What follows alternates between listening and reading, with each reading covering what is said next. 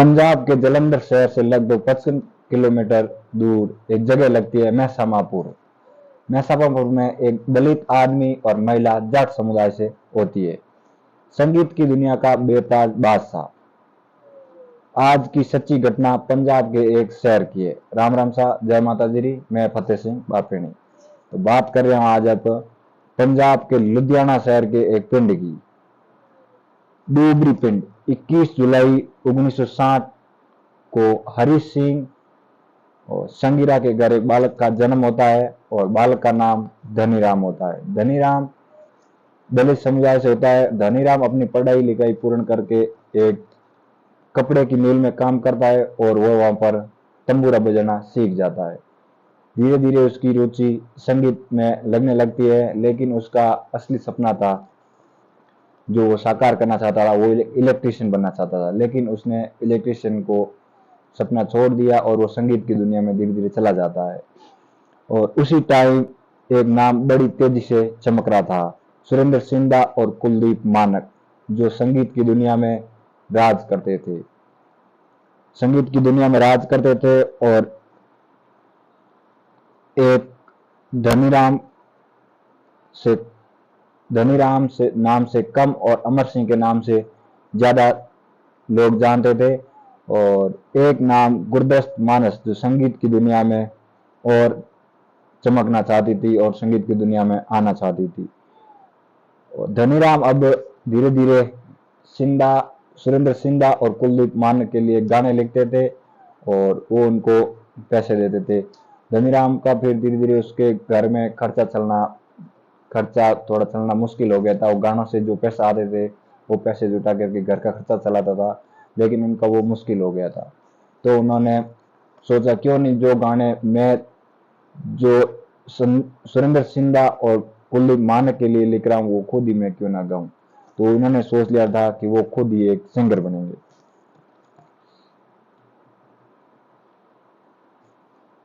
1980 में अमर सिंह सिंधा का साथ छोड़ देते हैं और अपने खुद के गाने गाने लगते हैं। अमर सिंह साथ छोड़ देते हैं और वो अपने खुद के गाने गाने लगते हैं। अमर सिंह चमकीला नाम से एक फेमस हो जाते हैं और वो अपने गाने खुद गाते थे स्टेज पे।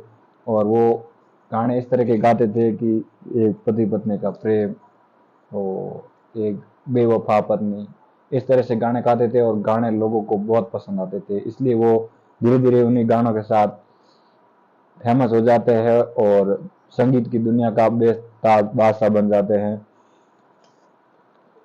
और फिर उनके पति पत्नी के रिश्ते की बात आती है तो एक शादीशुदा सिंगर थी, जो अमर सिंह की पत्नी थी अमरजोत कंवर, वो एक शादीशुदा सिंगर थी। तो वो अमरजोत कंवर उनके पति चाहते थे कि वो उन्हें ये गाने गाना वगैरह सब कुछ पसंद नहीं था। और अमरजोत कंवर को लगता था कि वो सिर्फ गाने गाने के लिए ही पैदा हुई है और वो गाने ही गाएगी। इस मामले में दोनों की अनबन होती है और वो दोनों आपस में तलाक ले लेते हैं। तलाक लेने के बाद अमरजोत कंवर की भेंट होती है, अमरजोत कंवर की मुलाकात होती है अमर सिंह चमकीला से। और वो दोनों एक साथ स्टेज पे गाना गाते हैं और दोनों साथ में गाते हैं और ऐसे ही दोनों करके दोनों की शादी हो जाती है। और ये बात लोगों को पसंद नहीं आती है, क्योंकि अमर सिंह चमकीला एक दलित वर्ग से थे और अमरजोत कंवर थी वो एक जट समुदाय जैसी। तो लोगों को ये खटकने लगा। फिर वो बहुत ही अच्छे सिंगर बने। उनके गाने पंजाब मानो और भारत के हर कोने में सुनने लगे और वो एक फेमस स्टार बन चुके थे। दोनों बहुत अच्छा पैसा भी कमा रहे थे। और उस 1980-85 की बात है, वो हर रोज एक स्टेज प्रोग्राम का लगभग समथिंग 4,000 रुपये लेते थे। तो उनके पास पैसे की कोई कमी नहीं थी। धीरे धीरे वो एक बहुत बड़े स्टार और सेलिब्रिटी बन जाते हैं। फिर वो एक दिन जाते हैं किसी स्टेज शो के लिए, महसामापुर जगह है, वहां पर स्टेज शो करने के लिए अमर सिंह चमकीला और अमरजोत कंवर दोनों साथ में जाते हैं। जैसे ही वहाँ लोगों की भीड़ लगी रहती है और वो दोनों वहाँ उतरते हैं तो उनको